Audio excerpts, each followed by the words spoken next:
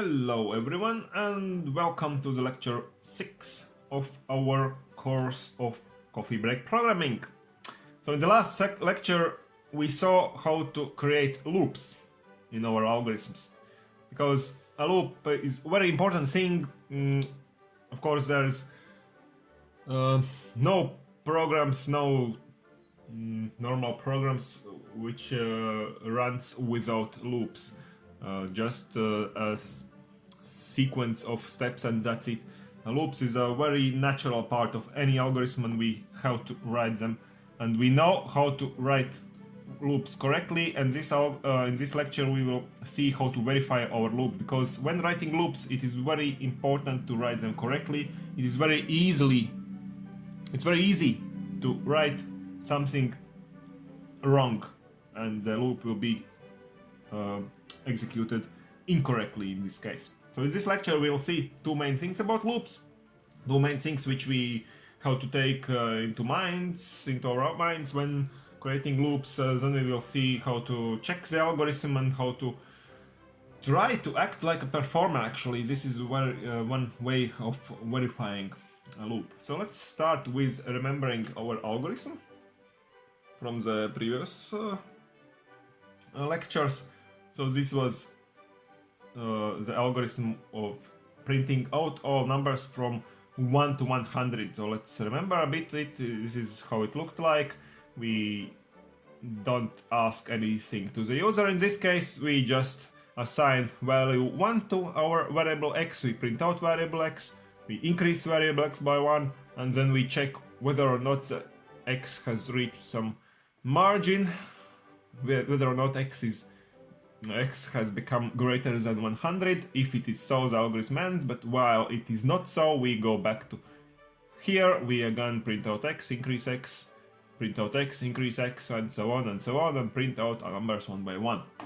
And based on this algorithm, let's see the two main things about any loop. So the first thing I already mentioned before.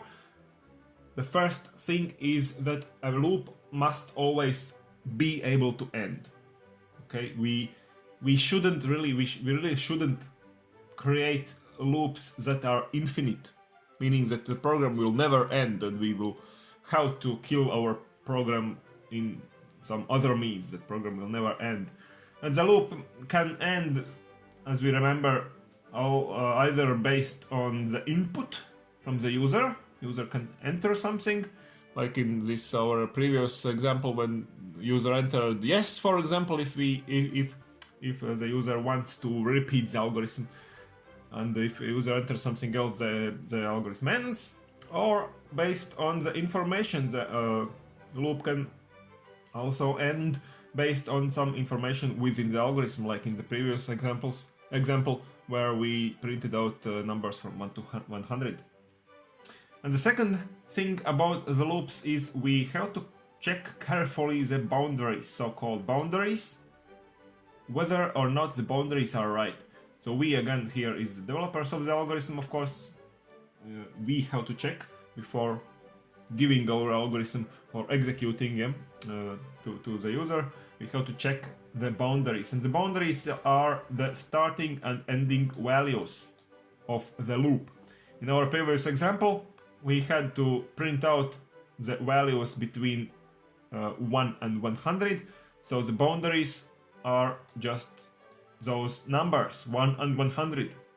So meaning that we have to check whether or not the printing really starts with exactly 1.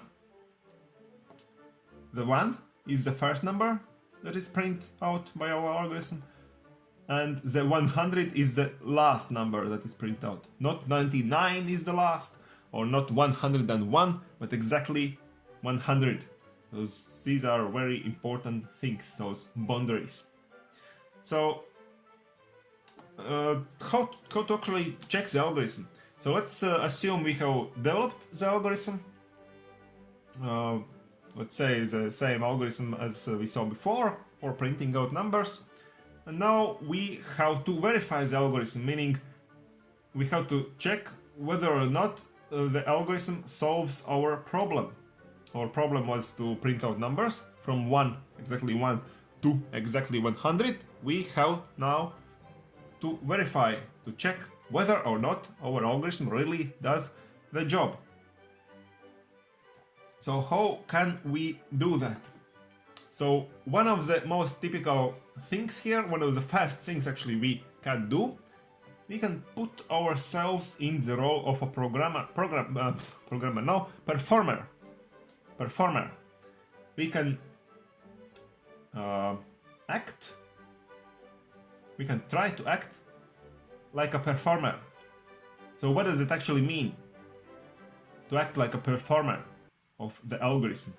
First of all, it means that we must forget any prior knowledge about the whole problem. Let's just say we take our own algorithm, we have developed our algorithm, we take it and we just look at the algorithm. We forget anything about the whole problem. We don't think about what we need to do, that we need to print out some numbers or something like that. No, we forget anything about that, because performer won't know anything about that.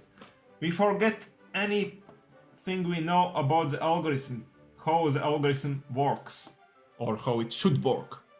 We forget anything about it, because performer computer doesn't think about the whole algorithm at once. We just concentrate one step at a time. This is a keyword here, one step at a time. This is how a performer works. The performer doesn't think about the algorithm, he doesn't think about the problem, he just concentrates one step at a time and does exactly that what is written in this step, in the instruction. But of course there can be also some user input. If there is some user input, we can also think and pretend we are users, and we can provide the user input. And we have to try different types of user input to check the validity of our algorithm. But we will see this later maybe. So let's get into the shoes of the performer. The same problem, print out numbers from 1 to 100. So what do we actually have to check in this particular case here? So first of all, we have to check the finite nature of the loop, that our loop is not infinite, okay, so that it can end, it is able to end. The second step, what we have to check is the correctness of boundaries. So already told about the boundaries, whether or not the algorithm starts printing with exactly 1 and ends printing with exactly 100. These are boundaries. And then of course we have to see whether or not the general nature of the printed numbers is correct. Does it print all numbers in an increasing order in between those two? This is also what we have to check. And now let's do the job of the performer. This is our algorithm, written here as a flowchart, and let's verify it. So we forget now anything about the problem which we want to solve. We forget anything about the whole algorithm as a whole, but we just do now one step at a time. And when doing one step at a time, it is useful to write down the values of our variables. There can be variables involved in our algorithm, and we write down how the values of those variables change. In this case, we only have one variable x. So let's write, for example, here how the value of x changes when we go through our algorithm. And the second thing is, in this case, we print something out on screen here. So let's just also write down what is being printed out on the screen. So let's now start executing algorithm just one step at a time. So first step, assign value 1 to x. So now the value of x is 1. Next step, print out the value of x. How can we print it out? We see here what is the value of x. It is 1. We go and print it out. We as a performer now, because we are pretending to be the performer. We print out. Now next step, assign to x a new value, x plus 1. So we calculate first of all the new value, x plus 1. To calculate this, we find here, written here, is the value of x is 1. So we can calculate how many is x plus 1. It is 2. And we assign new value to variable x. So x is not long anymore 1, but now it is 2. After execution of this step. So the next step here, we should check whether or not this is true. If x is greater than 100. We go here, we see what is x is 2. Is 2 greater than 100? Of course no. So we go along the minus arrow, we go here. We perform this step again. Print out x. So we go here, we see what is x is 2, so we print out 2.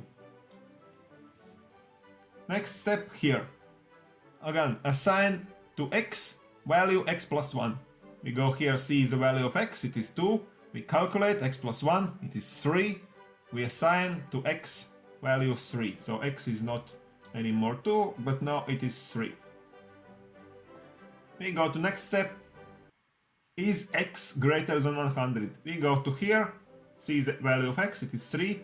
So is 3 greater than 100? No, it's not. We go along the minus arrow, we go here. Next step, this one, print out x. We go to here, see the value of x, 3, so print out 3. Next step here, assign to x value of x plus 1. We go here, see the value of x, it is 3. 3 plus 1 is 4, so assign 4 to x. So the new value of x is 4. Next step is x greater than 100.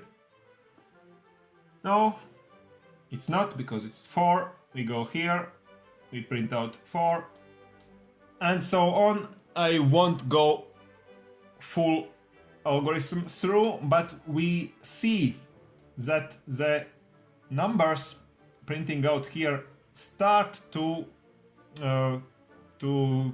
be in the right order. So the first boundary we already checked. The starting point of the algorithm, the first number being printed out is indeed 1. So the first boundary is right. The general nature of the algorithm seems to be right, because we print out one number by one in increasing order, 1, 2, 3, 4. This is right. Now we have to check the other boundary, the ending part of the algorithm. So we can assume, for example, that we have performed this very many times. This loop has executed many times, and now the value of x has reached, let's say, 99. Okay, or we can take a bit less, 98 for example, if we're not sure. But let's take 99. So what happens here? For example, we are here now. X has been 98. Now it's increased to 99, and now we are here. So we ask again: is x greater than 100? We go here. We see the value of x. It's 99. So no, it's not greater than 100. We go along the minus arrow. We go here. We print out the value of x. So we see value of x is here 99. We print out 99. It is afterwards, of course, all those other numbers have been printed out. So we go to next step here. X, assign x plus 1. So we go to here to see x, 99. 99 plus 1 is 100. So this is a new value what we assign to x. So now x is not anymore 99, but it's 100. We go to here. We ask 100 is, so x is greater than 100. We go to here to see the value of x. It is 100. So 100 greater than 100. No, it's still not. So we go along the minus sign here. We print out value of x. So value of x is 100. We print out 100. We go to here. The value of x is now x plus 1. So x is 100, 100 plus 1 is 101. This is a new value of x, so x is no longer 100, but it's now 101. Now we go here. Is x greater than 100? So x is here, 101. And finally we see that yes, indeed, 101 is greater than 100. And now we go along the plus sign and the algorithm ends. And that's it. And we can see here what is being printed out during the execution. And the last two were 99 and 100. And the second boundary is right because the final number was indeed 100. So this is a very important thing, to always check boundaries, whether or not boundaries are right, because numbers in between are usually right if we write the algorithm more or less correctly, but the boundaries are very easy to write incorrect way. Okay, so so why is this important to verify boundaries? Yes, as I said, just this is the part where the most errors are made, the boundaries. This is very easily to write something wrong. The general nature of the algorithm is usually right, usually if we think about our algorithm and we write everything correctly, this is usually right, but the boundaries are most error prone. So where can we go wrong? This is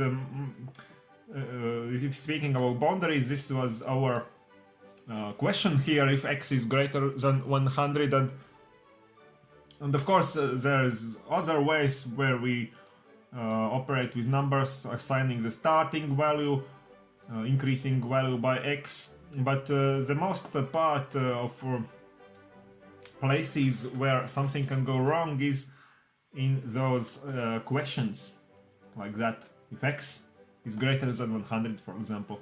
So where can we go wrong in such a simple question?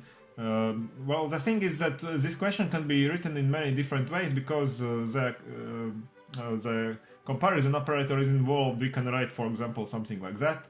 If x is greater or equal 100, in some cases we need the equality. In this case, we saw that we don't need it.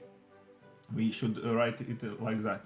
Or we can write if x is equal to 100. Also, in some cases it could be so, in this case no, or many different ways how we can compare two things in questions. And of course I don't want to say that there is only one possible way how to write a correct question, a correct algorithm, because in the next lecture we will see that there is actually many different ways how we can write correct algorithms, but we should always check the boundary, because this is a very important thing and the most part where we can make errors.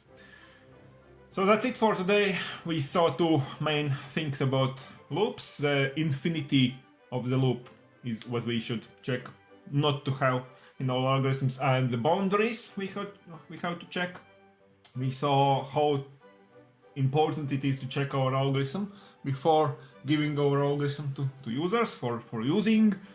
And we saw the most typical scenario and the way how we can check and verify our algorithm. It is to try to act like a performer and execute our algorithm just one step at a time.